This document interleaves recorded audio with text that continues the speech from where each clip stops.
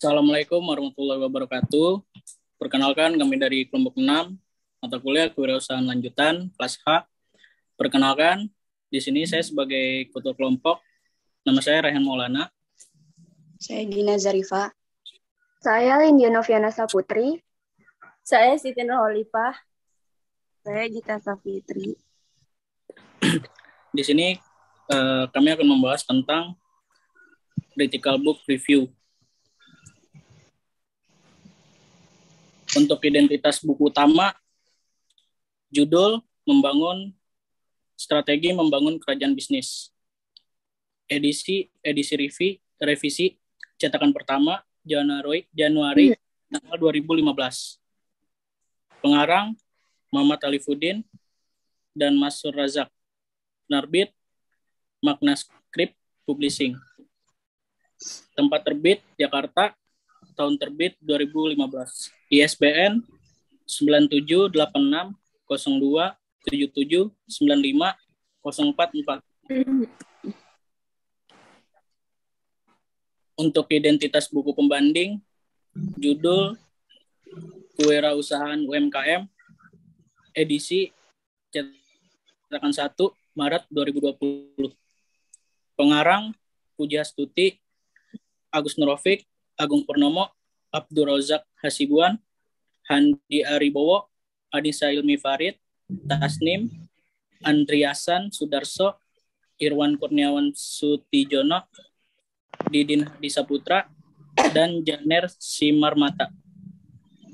Penerbitnya itu Yayasan Kita Menulis, Kota Terbit Jakarta, tahun terbit 2020, ISBN 9786 2376 45412. Bab 1. Buku utama. Dalam buku utama strategi membangun kerajaan bisnis, konsep kewirausahaan terbagi ke dalam beberapa bagian. Antara lain yaitu meliputi definisi kewirausahaan, karakteristik wirausahawan, prinsip-prinsip kewirausahaan, dan perencanaan kewirausahaan. Hanya individu yang berani mengambil risiko utama dalam hal modal, waktu, dan atau komitmen karir atau dapat menyediakan nilai bagi beberapa produk dan jasa yang bisa menambah kekayaan, menunjukkan kinerja yang lebih baik dalam kondisi yang memberikan umpan balik yang jelas positif. Sedangkan di dalam buku pembanding, definisi kewirausahaan merupakan sikap mental dan jiwa yang selalu aktif atau kreatif, berdaya, bercipta, berkarya, dan bersahaja, dan berusaha dalam rangka meningkatkan pendapatan dalam kegiatan usahanya. Sedangkan karakteristik wirausahawan pada umumnya dapat dilihat pada saat berkomunikasi dalam rangka mengumumkan informasi maupun pada waktu menjalankan usaha dan menjalin hubungan dengan para relasi bisnis. Di dalam bab 2, buku utama, dalam Kamus Besar Bahasa Indonesia dijelaskan tentang pengertian wirausaha, yaitu orang yang pandai atau berbakat mengenali produk baru, menentukan cara produk baru, menyusun operasi untuk pengadaan produksi baru, memasarkannya, serta mengatur permodalan operasinya. Frederick 2006 merangkumnya sebagai berikut. Kewirausahaan melakukan sesuatu yang tidak secara umum diperoleh melalui kursus biasa atau bisnis rutin. Merupakan fenomena yang berasal dari aspek kepemimpinan yang lebih besar. Hal tersebut mensyaratkan keinginan mengambil resiko berupa waktu, modal, dan karir, kemampuan merumuskan tim yang efektif, kreativitas menggunakan sumber daya, kemampuan dasar, membangun perencanaan bisnis yang solid, serta visi untuk mengenali kesempatan pada saat orang lain melihatnya sebagai kekacauan, kontradiksi, dan kebimbangan. Pengertian tersebut menyiratkan bahwa seorang wirausaha haruslah individu yang memiliki kemauan keras untuk mewujudkan gagasan inovatif ke dalam dunia usaha yang nyata dan mengembangkannya dengan tangguh. Sedangkan buku pembanding dalam bab 2, pada saat perusahaan berhasil menghadapi suatu perubahan dan mencapai suatu tujuan sesuai dengan keinginan pelanggan dengan cara menyediakan penawaran pasar yang memiliki kualitas yang lebih tinggi, namun dengan harga yang lebih rendah, maka pada saat itu perusahaan tersebut memiliki keunggulan diferensial atas pesaing-pesaingnya.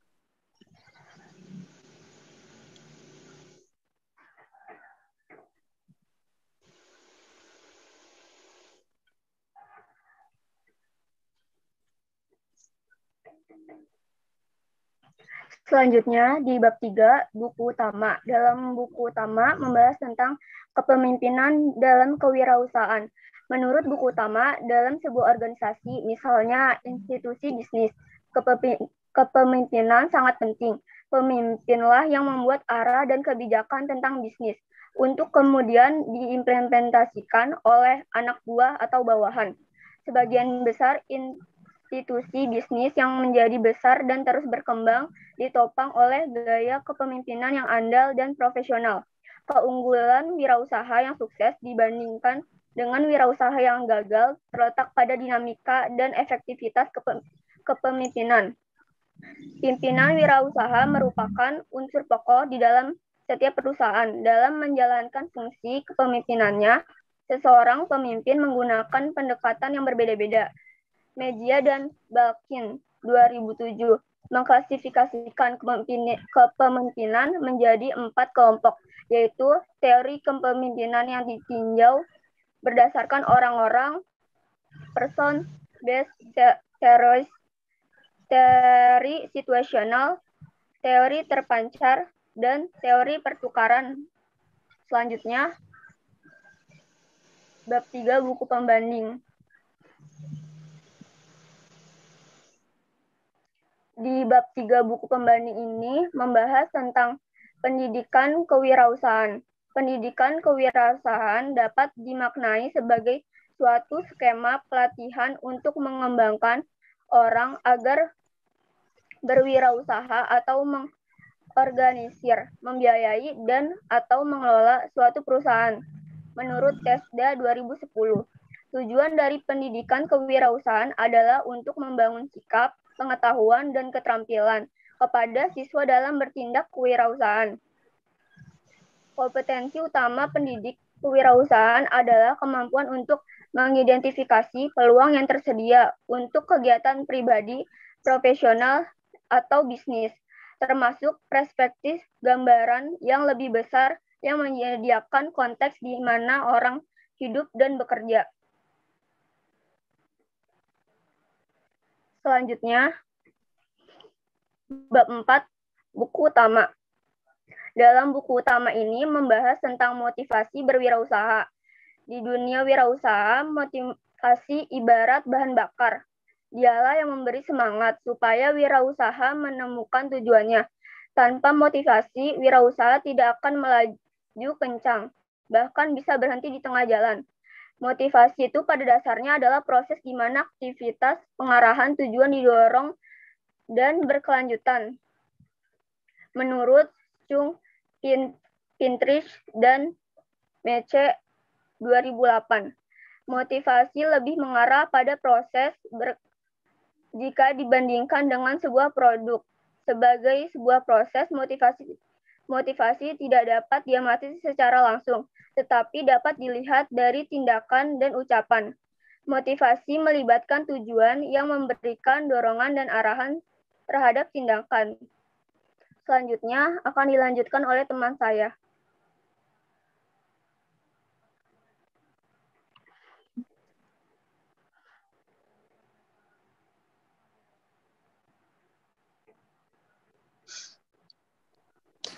Bab 4 pembanding. Membahas tentang kewirausahaan dan e-commerce. Proses kewirausahaan diawali dengan suatu aksioma, yaitu adanya tantangan. Dari tantangan tersebut timbul gagasan, kemauan, dan dorongan untuk berinisiatif. Yang tidak lain adalah dengan berpikir kreatif dan bertindak inovatif. Sehingga tantangan tersebut dapat diatasi dan diselesaikan. Jika tidak ada tantangan, maka seseorang wirausaha tidak ada kreatif, dan begitu juga sebaliknya. Tidak ada daya kreatif wirausaha jika tidak ada tantangan. Semua tantangan pasti memiliki resiko, yaitu kemungkinan untuk berhasil atau tidak berhasil. Oleh sebab itu, kewirausahaan adalah seseorang yang berani menghadapi resiko yang menyukai tantangan. Tahap proses penciptaan suatu yang terbaru dan berbeda itulah yang disebut sebagai tahap kewirausahaan. Tahap inovasi dipengaruhi oleh berbagai faktor, baik yang berasal dari pribadi maupun lingkungan. Faktor pribadi yang memicu kewirausahaan adalah motif berprestasi, komitmen, nilai-nilai pribadi, pendidikan, dan pengalaman. Sedangkan faktor pemicu yang berasal dari lingkungan adalah peluang, model atau peran, dan aktivitas. Next.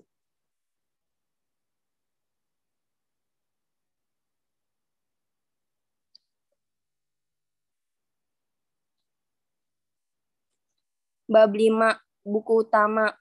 Surya dan Bayu 2010 menggambarkan inovasi sebagai kreativitas yang diterjemahkan menjadi suatu yang dapat diimplementasikan dan memberikan nilai tambah atas sumber daya yang kita miliki. Kreativitas eksternal dapat dirangsang dengan memanfaatkan secara sistematis rasa keingintahuan tentang perkembangan ide dan kekuatan baru yang sedang berlangsung di sekitarnya. Surya dan Bayu 2010. Next.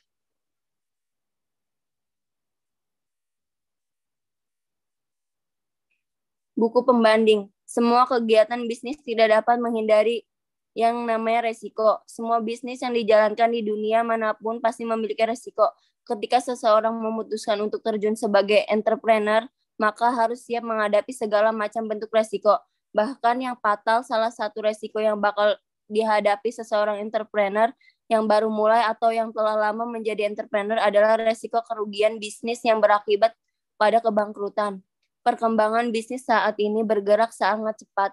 Jika pengusaha tidak melakukan antisipasi, maka bukan mustahil bisnis yang dijalankan akan semakin tertinggal. Perubahan yang terjadi bila tidak segera diantisipasi, maka dapat berakibat pada suatu yang fatal bagi perusahaan. Jika dahulu perubahan berlangsung dalam jangka waktu yang lama, namun saat ini perubahan dapat berlangsung sangat cepat. Bahkan dalam hitungan minggu atau bulan sudah muncul inovasi baru. Untuk itu, harus dilakukan penanganan terhadap risiko yang bakal dihadapi ketika kita memutuskan untuk menjadi entrepreneur. Jangan sampai akibat adanya risiko yang bakal dihadapi, lalu kita mengurungkan diri untuk menjadi entrepreneur. Untuk itu, jangan risiko menjadikan hambatan bagi kita untuk menjadi seorang entrepreneur. Semakin besar skala usaha yang kita jalankan, semakin besar pula risiko yang akan kita hadapi. Dengan melalui suatu tools yang telah, maka risiko dalam bisnis yang kita jalankan dapat kita atasi. Selanjutnya dilanjutkan kita.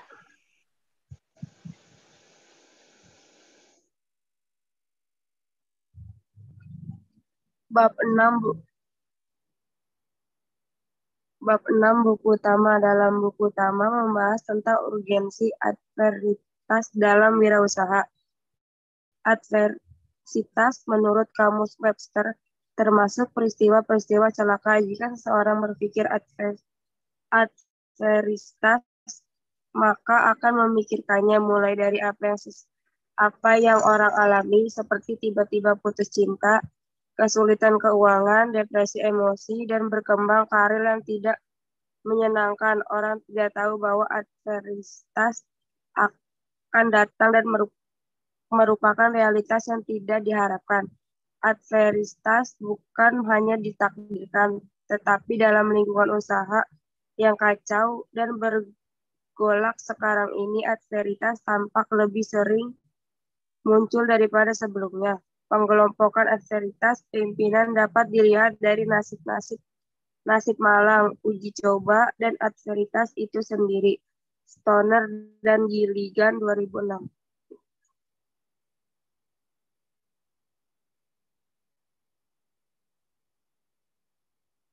Bab 6 buku pendamping. Memulai berwirausaha harus memiliki kejelian dalam melihat peluang usaha dan mampu bertahan di segala musim berkembang dunia usaha. Kreativitas yang dibangun berdasarkan inovasi untuk memiliki nilai tambah, memberi manfaat, menciptakan lapangan pekerjaan, untuk menghasilkan suatu produk yang baru serta dapat berguna bagi orang lain. Keinginan untuk menjadi pengusaha yang sukses tentu menjadi idaman banyak kalangan, tetapi mereka bingung harus memulai usahanya dari mana. Bahkan banyak orang yang menghentikan cita-citanya untuk menjadi pengusaha dikarenakan tidak tahu caranya bagaimana memanfaatkan peluang yang ada, ditambah dengan kemampuannya sendiri dalam berwirausaha. Ciri-ciri Ciri-ciri peluang usaha sangat beragam mulai dari tersedianya tempat yang strategis untuk usaha, jenis usaha yang sesuai di tempat tersebut, dan lingkungan yang mendukung untuk berwirausaha. Mulai dari jenis usaha, modal inovasi, kreativitas, tempat, bahan baku yang dikembangkan, dan masih banyak lainnya. Jenis usaha itu bermacam-macam dan kita harus tahu usaha apa yang sesuai dengan lingkungan kita. Selanjutnya, bagaimana menentukan tempat yang strategis untuk berwirausaha dan menentukan lingkungan yang cocok untuk berwirausaha.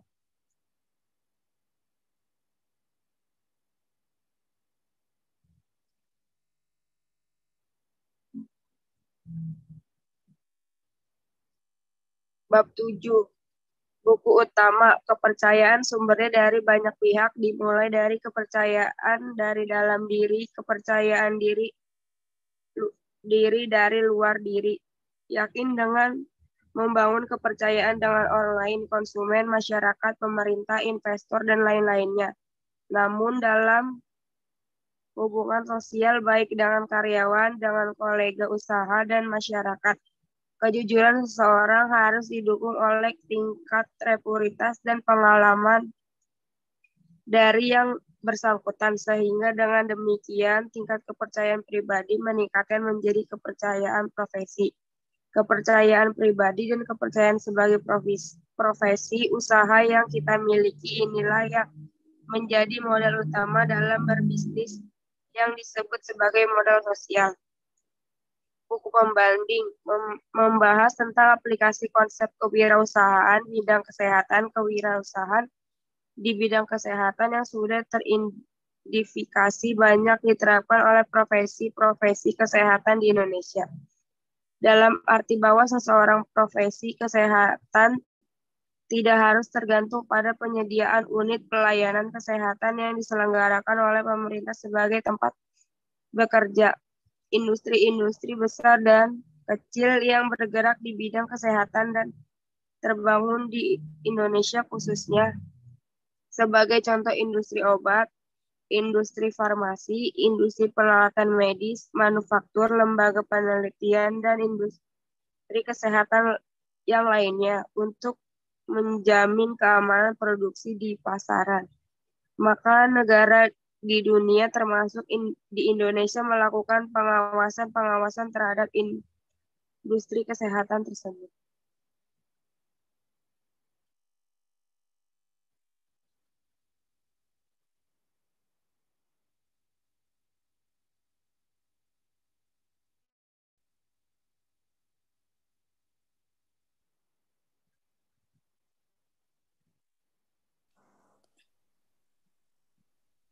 Bab 8.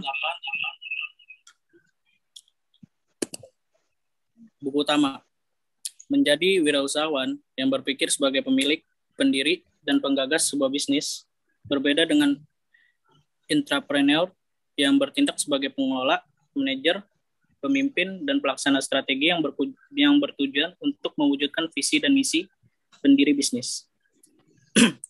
Setelah seorang pebisnis sukses, pola pikirnya berkembang menjadi seorang investor untuk mengembangkan bisnisnya melalui ekspansi bisnis, membeli bisnis, mewaralabakan bisnis, dan meningkatkan nilai-nilai perusahaan yang mengarah pada peningkatan nilai aset real yang tinggi secara tangible, intangible, sehingga sebuah perusahaan tidak dinilai dari aset real, tetapi telah berubah menjadi sebuah aset yang tak ternilai harganya.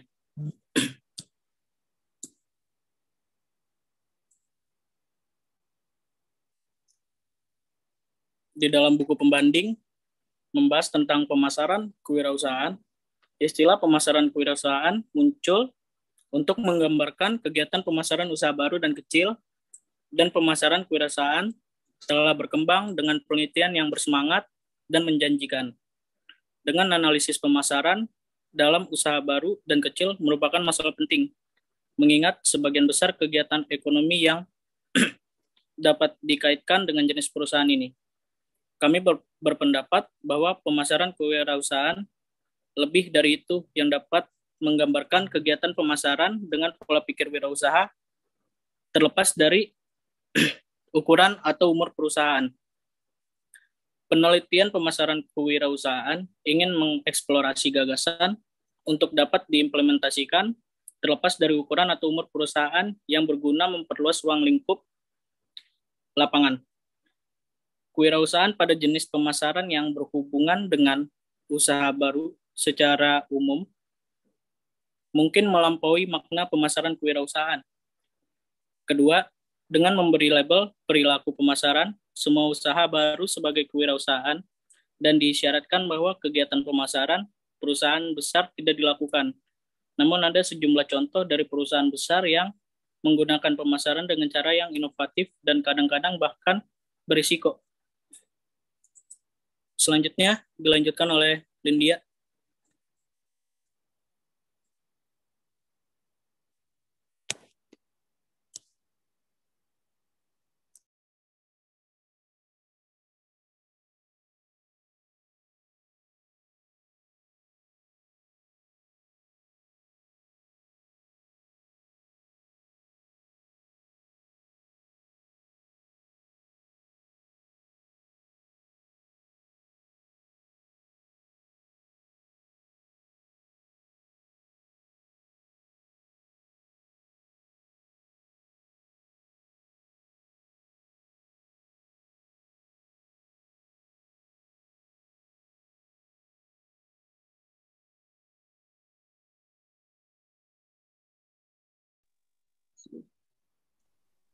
Oke, dalam bab 9 buku utama. Dalam buku utama membahas tentang etika dalam berwirausaha. Etika menentukan sejauh mana sesuatu dalam tingkah laku dan pengambilan keputusan dianggap baik atau buruk. Etika berhubungan dengan nilai-nilai internal yang merupakan sebagian dari budaya perusahaan dan membentuk kepuasan mengenai tanggung jawab sosial yang berkaitan dengan lingkungan eksternal. Isu etika hadir dalam sebuah situasi ketika tindakan yang dilakukan oleh seseorang atau sebuah organisasi bahkan dapat menimbulkan manfaat atau kerugian bagi yang lainnya. Menurut Heru, 2009, etika bisnis adalah suatu kode etik perilaku pengusaha berdasarkan nilai-nilai moral dan norma yang dijadikan turunan dan pedoman berperilaku dalam menjalankan kegiatan perusahaan atau berusaha. Dalam buku pembanding, UMKM merupakan kegiatan usaha yang mampu memperluas lapangan kerja dan memberikan pelayanan ekonomi secara luas kepada masyarakat dan dapat berperan dalam proses pemerataan, peningkatan pendapatan masyarakat, mendorong pertumbuhan ekonomi, dan berperan serta dalam pembangunan nasional. Hak kekayaan intelektual atau HKI dipahami sebagai suatu hak yang timbul dari hasil olah pikir secara berkesinambungan dan menghasilkan suatu proses atau produk yang berguna untuk manusia.